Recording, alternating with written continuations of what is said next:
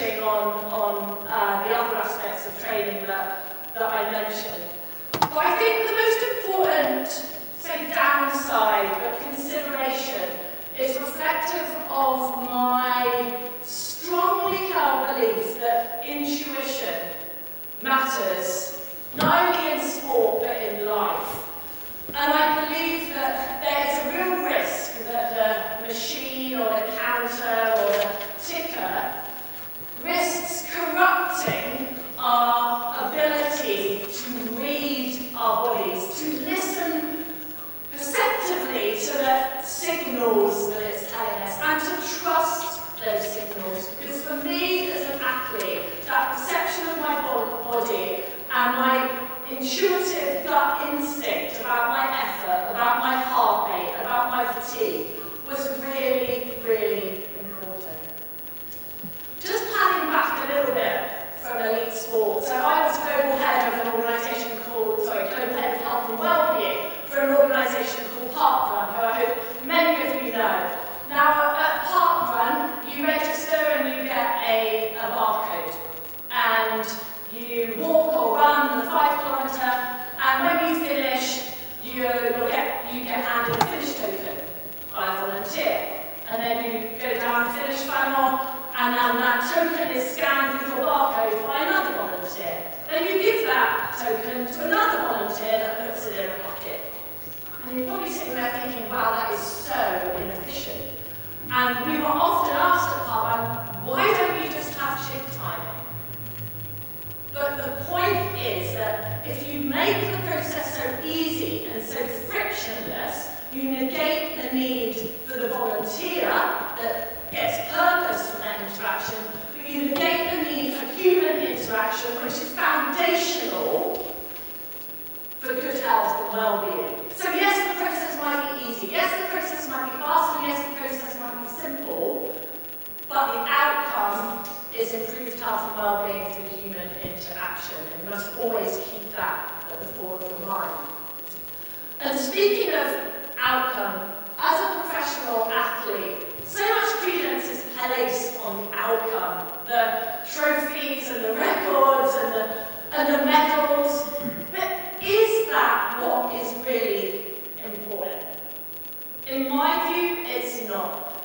The beauty of sport lies in the process. The beauty of sport lies in the unpredictability, in the drama, in the highs and the lows. And the human value, the human growth, is from resilience and grit and accumulation of wisdom and the development of intuition.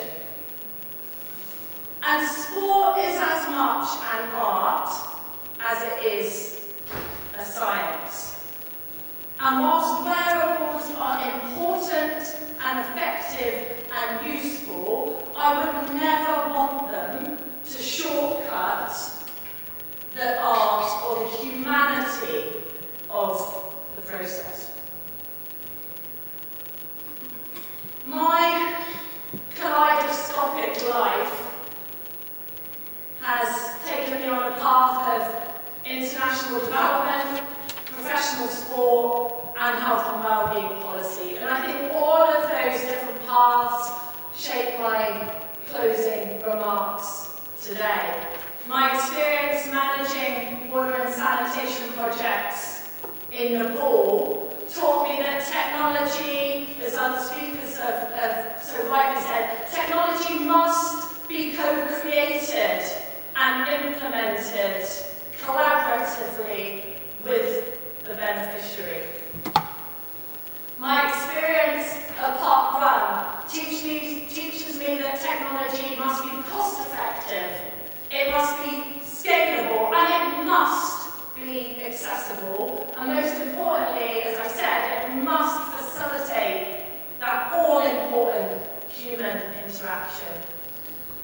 My experience as a professional athlete teaches me that wearables are essential to precision performance, but that precision performance also rests on failure, on grit, on learning, and on gut instinct. And my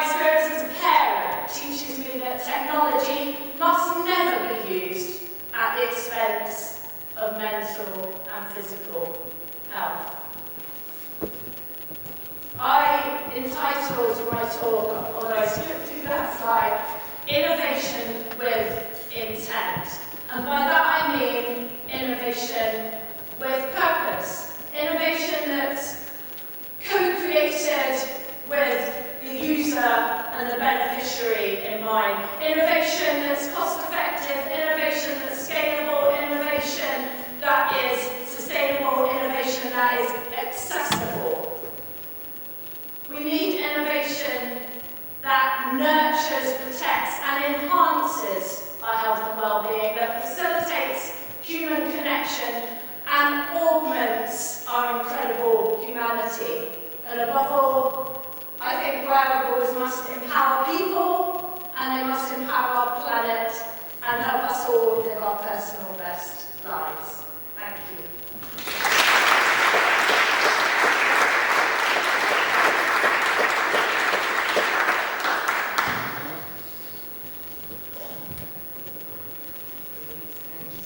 Okay, as we are running behind and Rob is very sadly not able to be with us and all I wanted to say on his behalf is that there's a few sweet thoughts with this